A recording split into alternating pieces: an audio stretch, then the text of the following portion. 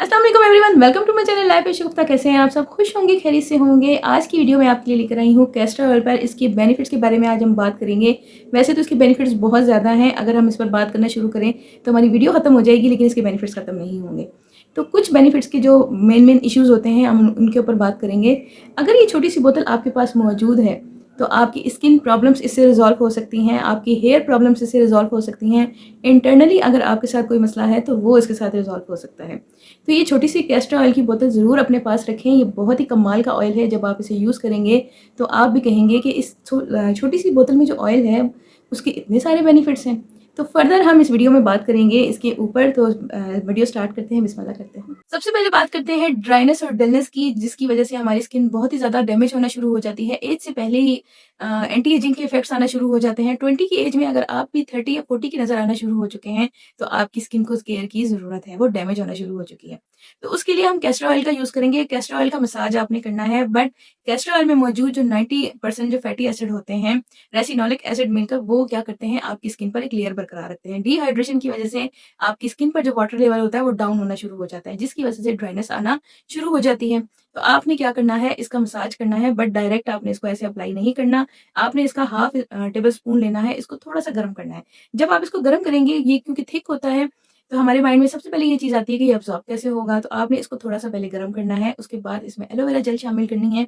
Aloe vera gel अगर आपके पास मौजूद ना हो तो आप रोज़ वाटर भी ले सकते हैं। इन चीज़ों को अच्छी तरह से मिक्स कर लीजिएगा, या पहले एलोवेरा जेल लगाकर या रोज़ वाटर का स्प्रे कर कर फिर आपने ये ऑयल अप्लाई करना है, तो इसकी अब्ज़ॉर्प्शन अच्छी से होगी, मसाज अच्छा होगा।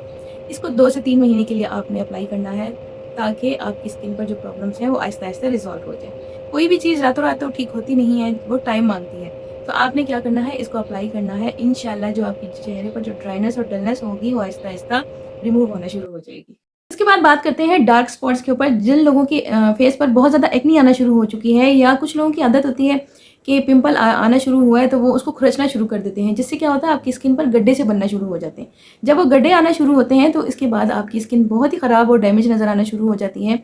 तो कैस्टर ऑयल का जब आप मसाज करेंगे तो ये आपकी स्किन में डीप पेनिट्रेशन करेगा, जिससे क्या होगा कि आहिस्ता-आहिस्ता आपकी एक्नी भी रिमूव होगी, और जो एक्नी से गड्ढे बनना शुरू हो जाते हैं उसको भी आहिस्ता-आहिस्ता फिल करना शुरू कर देगा। क्योंकि जब आप इसका मसाज करेंगे तो इस डीप पेनिट्रेशन की वजह से ये आपकी स्किन में कोलेजन की प्रोडक्शन करेगा। जब कोलेजन की प्रोडक्शन होती है तो आपकी स्किन फिल होना शुरू हो जाती है, वो गड्ढे खत्म होना शुरू हो जाएंगे। आहिस्ता-आहिस्ता से डार्क स्पॉट्स भी खत्म होना शुरू हो जाएंगे, जिससे आपकी स्किन पर टाइटनेस आएगी, एक ग्लो आना शुरू हो जाएगा, खूबसूरती आ जाएगी आपके चेहरे के ऊपर। अब हम बात करते हैं उस एक्ने की जो कि बहुत ही बड़े पिंपल की सूरत में हमारे फेस पर निकलना शुरू होती है, जिसमें पस पड़ जाती है। और पस क्यों पड़ती है? जब हमारी उसमें पिंपल के अंदर गंदगी जमा होना शुरू होती है, हम अपने फेस को अच्छी तरह से क्लीन नहीं करते, अच्छी तरह से मेकअप रिमूव नहीं करते, या बाहर से अगर आप आए हैं तो आपने अपने फेस को अच्छी तरह से वॉश नहीं किया, तो वो ऐसी एक्नी होती है, ऐसे पिंपल्स होते हैं जिनके अंदर बहुत ज्यादा गंदगी जमा होना शुरू होती है, पस पड़ना शुरू हो जाती है। तो कैस्टर ऑयल बहुत जबरदस्त यहाँ कमाल करेगा, क्योंकि कैस्टर ऑयल में एंटीबैक्टीरियल जो प्रॉपर्टीज होती हैं वो फंगस को दूर करेंगी। इसके अलावा आपकी जो स्किन पर एक्नी होगी उसे भी रिमूव करेंगी। जितनी भी गंदगी होगी उससे वो आपको निजात दिलाएगी, क्योंकि ये एक तरह से एक लेयर बरकरार रखता है आपके फेस के ऊपर। जो भी बाहर से एंटीबैक्टीरियल जो बैक्टीरिया जो भी आएंगे, उनको ये अंदर आपकी स्किन की लेयर में पेनिट्रेट नहीं होने देगा, वो बाहर ही डेड हो जाएंगे।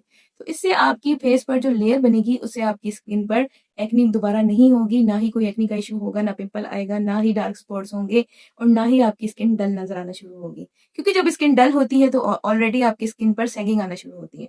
तो कैस्टर ऑयल का जब आप मसाज करेंगे तो इससे आपकी स्किन टाइट होगी, ग्लो करेगी। इसके अलावा आपकी स्किन पर जितनी भी एक्नी होगी उसको ये प्रिवेंट करेगा। इसके अलावा आपकी स्किन पर एक शाइन लेकर आएगा, खूबसूरती लेकर आएगा, नमी की लेयर को बरकरार रखेगा, जिससे कि आपकी स्किन के इश्यूज जो होंगे वो रिजॉल्व होंगे इंशाल्लाह। अब हम बात करते हैं एलर्जीज वगैरह की, जो कि मतलब एक्जिमा वगैरह हो गया, या सोराइसिस हो गया, या आपकी स्किन पर एलर्जी से जख्म बनना शुरू हो जाते हैं, तो उसके लिए भी आप कैस्टर ऑयल का यूज़ कर सकते हैं। कैस्टर ऑयल से क्या होता है कि उसमें मौजूद एंटी फंगल जो प्रॉपर्टीज होती हैं वो आपकी स्किन पर बैक्टीरिया नहीं आने देता। कहीं अगर आपके हाथ पर या कहीं भी जख्म है, कोई जख्म का निशान है, तो अगर आप उसके ऊपर कैस्टर ऑयल का यूज़ करेंगे तो उसमें वो बैक्टीरिया को शामिल नहीं होने देगा, उसमें आपकी स्किन के अंदर पेनिट्रेट नहीं होने देगा, जिससे आपका जख्म खराब नहीं होगा, और वो बढ़ने से पहले ही वो रुक जाएगा, आहिस्ता आहिस्ता ठीक हो जाएगा। तो ये उसके लिए भी कैस्टर ऑयल बहुत ही कमाल की चीज़ है, इसमें बहुत बेनिफिट्स हैं। जिनके साथ एलर्जी का मसला है वो अगर आपकी अपनी स्किन पर इसको अप्लाई करेंगे तो इंशाल्लाह एक्ज़ीमा से, सोराइसिस से आहिस्ता-आहिस्ता उनको निजात मिल जाएगी। क्योंकि बहुत ही मतलब एक सीवियर किस्म की एलर्जी होती है जिससे लोग बहुत ही परेशान होते हैं। हर किस्म की मेडिसिन, ऑइंटमेंट यूज़ कर के थक जाते हैं। अगर वो इस कैस्टर ऑयल का यूज़ कर लें, इसके अंदर आप थोड़ी-सी एलोवेरा जेल मिलाकर आप इसको अपनी स्किन पर लगाएँ।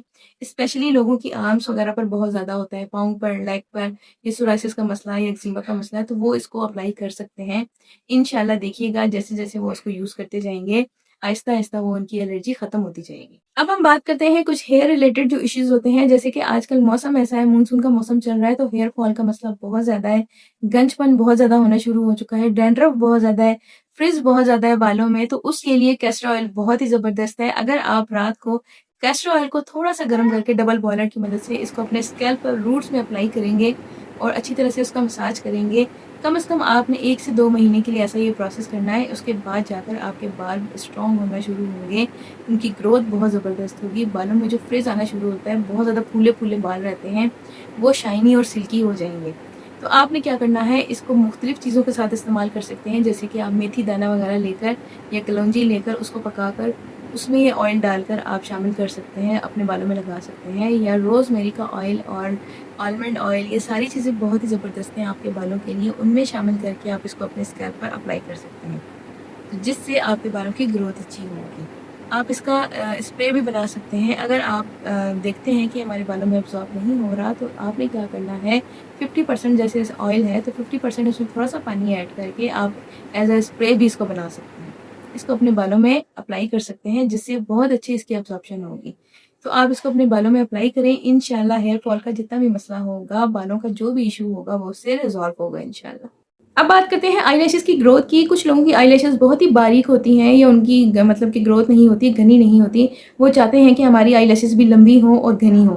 तो उसके लिए आपने क्या करना है, कैस्टर ऑयल के 2 कतरे भी काफ़ी हो जाएँगे। उसमें मटर के दाने के बराबर आपने उसमें पेट्रोलियम जेली शामिल करनी है। दोनों को आपने क्या करना है, मेल्ट करना है। मेल्ट करने के बाद जब वो यकजान हो जाएँगे तो उसको छोटे से कंटेनर में आप रख लीजिएगा। और जो मस्कारा हमारा वो ख़राब हो जाता है या सूख जाता है, तो उसका ब्रश आप वेस्ट मत किया करें, वो बहुत ही काम की चीज़ होती है। वो ब्रश आपने लेना है और हल्का-सा बस आपने टच करना है जो आप बनाएँगे, और आपने रात सोने से पहले अपने आई लैशेज़ पर उसको लगाना है। बहुत ही भर-भर कर ना लगाइएगा, क्योंकि ऐसा ना हो कैस्टर ऑयल आपकी आइज़ में जाए तो वो आपकी आइज़ के लिए नुकसानदेह भी हो सकता है।